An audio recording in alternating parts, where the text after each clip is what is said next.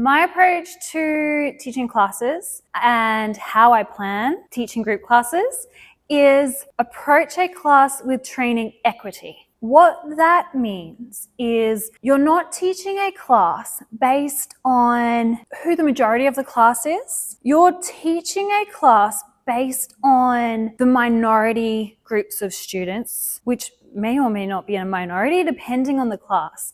But you're adapting your class and how you teach that class so that they have the best possible learning environment to support them, because in almost every circumstance, structuring a class around those populations is going to mean that everyone in the class achieves the most in that class. For example, two of those really common populations that you will find in a circus space are hypermobile people and neurodivergent people. Both of those populations require different learning techniques and teaching skills to a normative population that does not have hypermobility or neurodivergence. And if you're teaching a class to a normative population, then your hypermobile and neurodivergent people have this massive disadvantage in the class. So if you adapt the class to, say, teaching it in a way that is more supportive of somebody with hypermobility or somebody who has neurodivergence, those people are going to have a much more successful outcome in the class, but they are also